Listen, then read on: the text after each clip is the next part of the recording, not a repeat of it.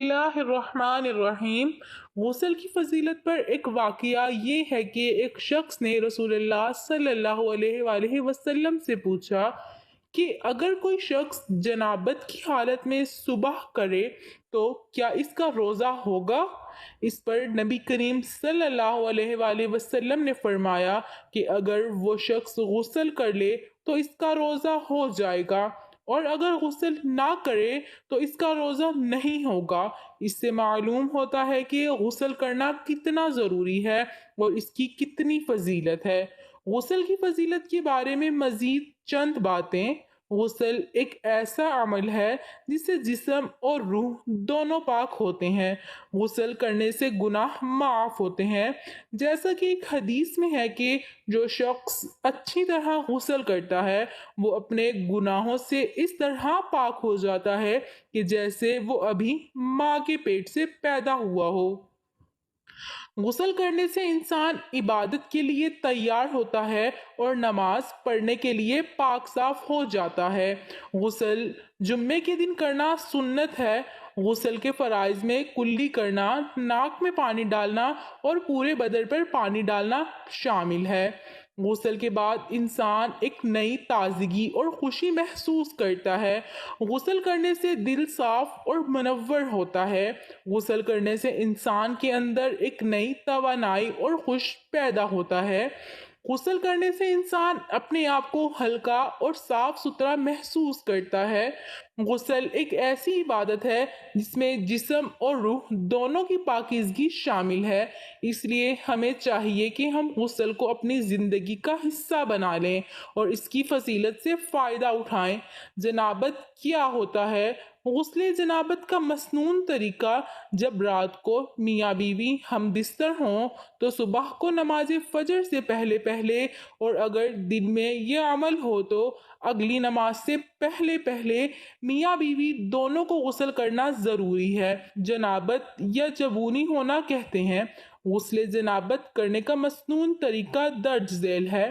سب سے پہلے نیت کر بسم اللہ الرحمن الرحیم دونوں ہاتھ دھوئیں، پھر شرمگاہ کو دھویا جائے، خواہ اس پر نجاست لگ گئی ہو یا نہ لگی ہو۔ پھر مکمل وضو کرنا چاہیے، پہلے دائیں کندھے پر، پھر 3 مرتبہ پانی بہانے کے بعد بائیں کندھے پر، پھر 3 مرتبہ پانی بہائیں۔ اس کے بعد سر پر 3 مرتبہ پانی ڈالیں، رگڑ کر سارے اعضاء کو دھو لیں۔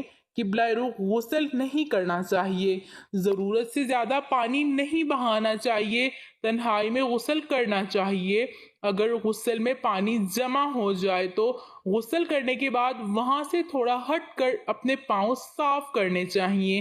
اگر کسی عورت کی چوٹی پہلے سے بندھی ہوئی ہو اور اسے غسل جنابت کی ضرورت پیش آ جائے تو اس پر چوٹی کھولنا لازم نہیں، بلکہ بالوں کی جڑوں تک پانی پہنچانا کافی ہوگا۔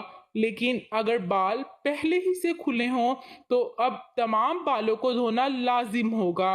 اگر کسی مرد نے لمبے بال رکھ کر چوٹی باندھ رکھی ہو تو غسل جنابت کے لیے اس چوٹی کا کھولنا واجب ہوگا۔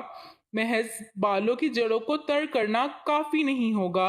اگر دانت کھوکھلے ہوں اور ان میں کھانا وغیرہ پھنس گیا ہو یا ناک میں رطوبت بھری ہوئی ہو، اسے نکالے بغیر بھی غسل صحیح ہے، لیکن بہتر یہ ہے کہ دانت اور ناک اچھی طرح صاف کر ہی غسل کرنا چاہیے۔ اگر ناک میں رطوبت سوکھ کر چپک گئی ہے، ناخنوں میں آٹا بھر کر سوکھ گیا ہے یا بدن پر کوئی چیز لگی ہے جو کھال تک پانی پہنچنے سے معنی ہے تو ان چیزوں کو صاف کیجیے، بغیر غسل درست نہیں ہوگا۔ جس سے منہ میں مصنوعی دانت کی بتیسی لگا رکھی ہو تو غسل کے لیے بتیسی باہر نکالنا ضروری نہیں ہے، البتہ بہتر یہ ہے کہ دانتوں کو نکال کر قلم اور کاغذ اور غرارہ کیا جائے۔ اگر دانتوں کو ہلنے کی وجہ سے ان کو سونے چاندی تاروں سے باندھ دیا گیا ہو یا کھوکھلے دانتوں میں مسالہ باندھ دیا گیا ہو تو ان کو نکالنا غسل کے لیے ضروری نہیں ہے۔ محض اوپر سے کلی کرنے سے غسل درست ہو جائے گا۔ تنہائی میں جہاں دوسروں کی نظر پڑنے کا خطرہ نہ ہو ننگے ہو کر غسل کرنا درست ہے، تاہم اس وقت بھی تہ بند وغیرہ باندھ کر غسل کریں تو زیادہ بہتر ہے۔ غسل خانہ اگر کچا ہے اور اس میں پانی جمع ہو جاتا ہو تو وہاں پیشاب کرنا مکروہ اور تحریمی ہے۔ احادیث طیبہ میں اس سے نسیان اور وسواس کا سبب بتایا گیا ہے۔ غسل خانہ اور بیت الخلاء میں بلا ضرورت بات چیت نہیں کرنی چاہیے، لیکن ضرورت پڑ جائے تو بات چیت کی اجازت ہے۔ مثلاً کسی ضروری بات کا جواب دینا ہو تو یہ منع نہیں ہے۔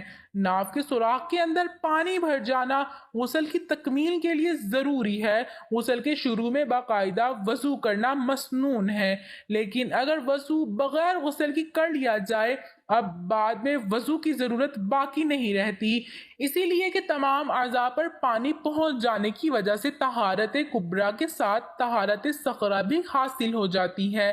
نماز جمعہ عیدین کے لیے غسل کرنا مسنون ہے اور یہ سنت صحیح قول کے مطابق نماز سے قبل غسل کرنے ہی سے حاصل ہو جاتی ہے۔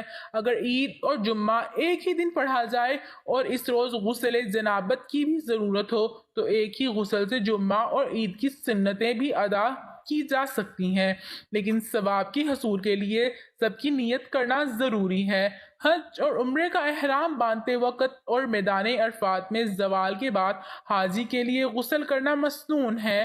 حضرت ابو ہریرہ بیان کرتے ہیں کہ رسول اللہ صلی اللہ علیہ وآلہ وسلم نے فرمایا، کیا میں تمہیں ایسا عمل بتاؤں جس کے ذریعے اللہ خطائیں معاف کر دیتا ہے اور درجات بلند کرتا ہے؟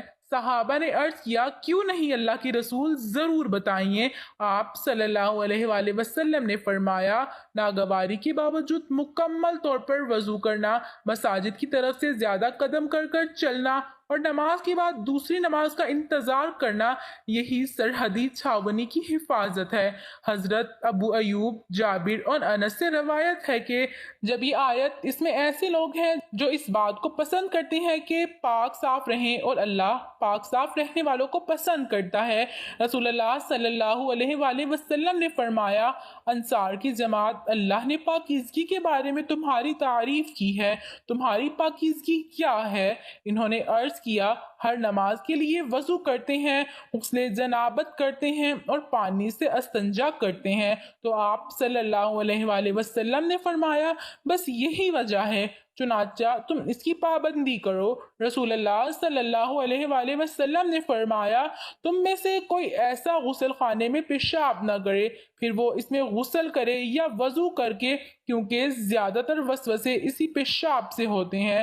دعا ہے کہ اللہ تعالیٰ میرا سنانا اور آپ کا سننا اپنی بارگاہ میں قبول و منظور فرمائے، آمین ثم آمین۔ کمنٹ باکس میں اللہ کے 99 ناموں میں سے ایک نام ضرور ٹائپ کریں۔